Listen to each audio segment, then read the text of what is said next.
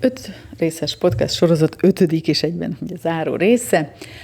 Ez talán a leggyakrabban emlegetett opció, hogy a vállalkozás a szakmai kiteljesedés terepe.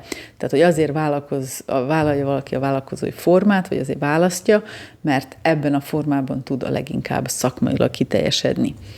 Ezzel is, mint ugye az összes többivel kapcsolatban is, persze fontos kihangsúlyoznom, hogy tehát, hogy nincsen rossz vagy jó választás, vagy jó vagy rossz válasz, de fontos tudnia mindenkinek, aki ezt választja, vagy aki úgy érzi, hogy most ebben van, az előbb-utóbb jusson el odáig, hogy üzleti célokat is társít a szakmai célokhoz. Mit jelent ez?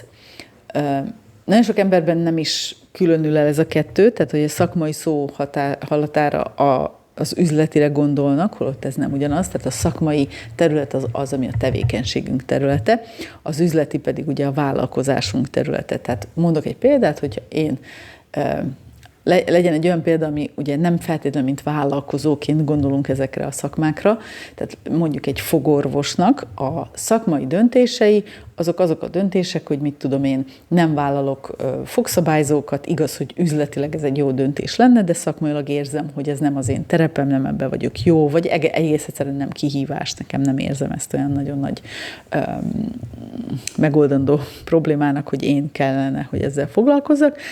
Ellenben választok egy olyan területet, amire specializálódok, ami üzletileg nem biztos, hogy most per pillanat azonnal hoz a konyhákra 10 000-eket, 100 000-eket, de idővel, ugye mivel ezen a területen leszek a legismertebb specialista, igenis könnyebb lesz még nagyobb összegeket elkérni érte. De hogy mondjak még egyet, fodrászok, ugye, hogy ne csak úgy legyen a szakmai, hogy valami, ami nehezen elérhető, tehát egy nehéz egyetemmel, meg specializálódással. Ugye itt vannak a szépségipari dolgozók, a fodrászok, kozmetikusok, manikűrösök, pedikűrösök. Itt is a szakma maga, ugye az a tevékenység, amit végeznek.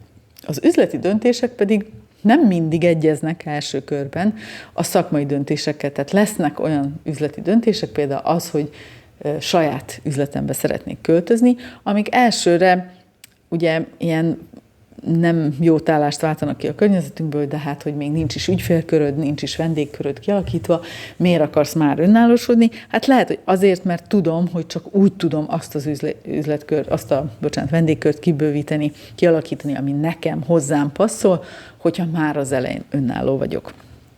Úgyhogy fontoljátok meg ezeket, hogy hol tartotok az 5 opció közül, tehát hogy mi számotokra a vállalkozás, írjátok meg, nagyon kíváncsi vagyok, és hogyha váltanátok egyik opcióból a másikra, akkor is nagyon kíváncsi vagyok, hogy melyikből melyikbe.